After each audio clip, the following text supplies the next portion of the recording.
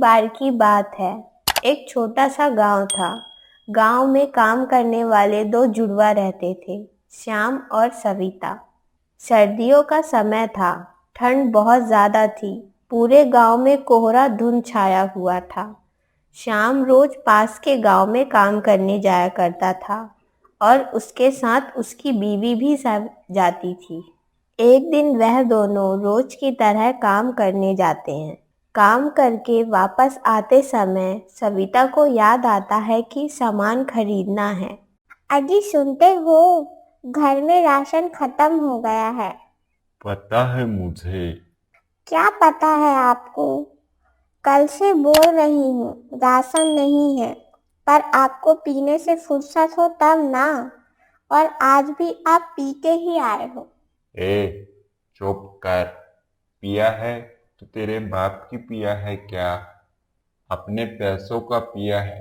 तुझे राशन लेना है ना, तो चुपचाप चल और राशन ले और घर चल। सामान खरीदते खरीदते दोनों को रात हो जाती है। रात होने के कारण उनके गांव की बस छूट जाती है। अरे, आज तो बहुत रात हो गई और बस भी निकल गई है। आज तो पैदल ही जाना पड़ेगा।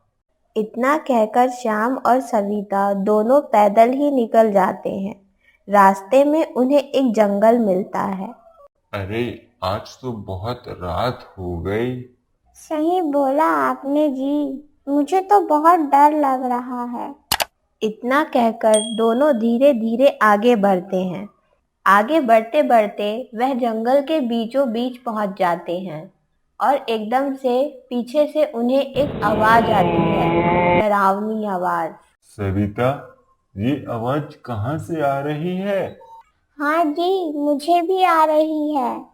इतना कहकर दोनों के सामने एक चुड़ैल आ जाती है और दोनों चुड़ैल को देखकर बहुत डर जाते हैं। चुड़ैल! अरे भाग सविता, भाग! वो दोनों चुड़ैल को देखकर डर जाते हैं और तेजी से भागने लगते हैं। भागते भागते वह जंगल के बहुत अंदर चले जाते हैं। फिर वह दोनों जंगल के बीचों बीच पहुंच जाते हैं। चुड़ैल भी उन दोनों का पीछा नहीं छोड़ती है। कहाँ भाग रहे हो मुझसे बचकर? आज तक कोई नहीं भाग पाया है। आज तुम दोनों की बारी है। चुड़ैल जी, हमें माफ कर दीजिए। हमने आपका क्या बिगाड़ा है? वैसे भी हम बस से आते जाते हैं।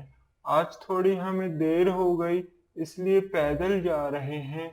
माफ कर दीजिए चुड़ैल जी, हमें जाने दीजिए। हाँ चुड़ैल जी, हमें माफ कर दीजिए, हमें जाने दीजिए, हमें मत मारिए। ऐसे कैसे जाने दूं मैं आज तुम्हें? मुझे इतने दिनों बाद अच्छा खाने को मिलेगा, और वैसे भी मैंने बहुत दिनों से कुछ नहीं खाया है। चुड़ैल की बात सुनकर श्याम डर जाता है और सविता रोने लगती है। तभी श्याम की दिमाग में एक सुझाव आता है। वह चुड़ैल से बोलता है, ठीक है चुड़ैल जी, हमें आप खा लीजिए।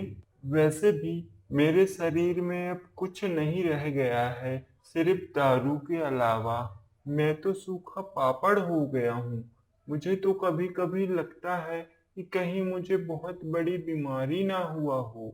इससे अच्छा तो हमें आप मार ही डालिए।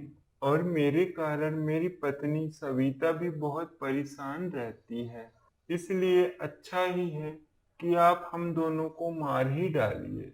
श्याम की बातों को सुनकर सविता को समझ में आ जाता है कि श्याम के दिमाग में कुछ चल रहा है।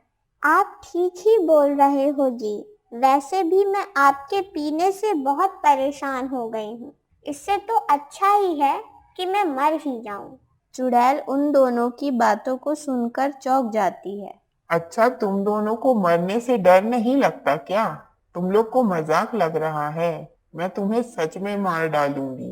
अरे चुड़ैल जी, मुझसे अच्छा तो हमारा पड़ोसी रामू है। खा पीकर अच्छा खासा मोटा ताजा हो गया है, और ऊपर से कोई नशा भी नहीं करता है वो तो। चुड़ैल श्याम की बात सुनकर लालची हो जाती है। ठीक है, मैं तुम दोनों को नहीं खाऊंगी, पर तुम दोनों को अपने बदले में रामू को लाना पड़ेगा। चुड़ैल की बात सुनकर श्याम चुड़ैल को हाँ बोल देता है। पर तुम अकेले ही जाओगे उसे लेने। तुम्हारी बीबी तब तक यहीं रहेगी मेरे साथ। कहीं तुम भाग गए तो मैं तुम्हारी बीबी को खा जाऊंगी। चुड़ैल की बात सुनकर श्याम वहां से चला जाता है।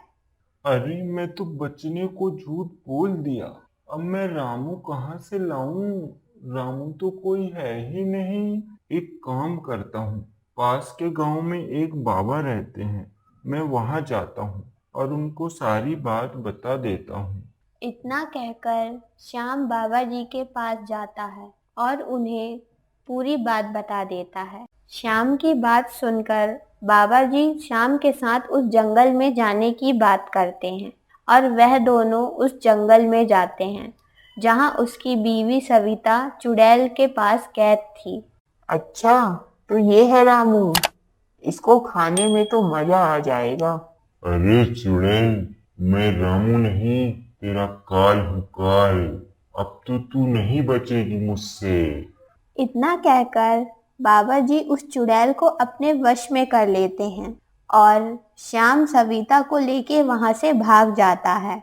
बाद में बाबा उसे मार डालते हैं और उस जंगल से चुड़ैल का खौफ आज़ाद हो जाता है। Thank you for watching this video. अगर आपको मेरा वीडियो पसंद आया हो तो लाइक और सब्सक्राइब करना।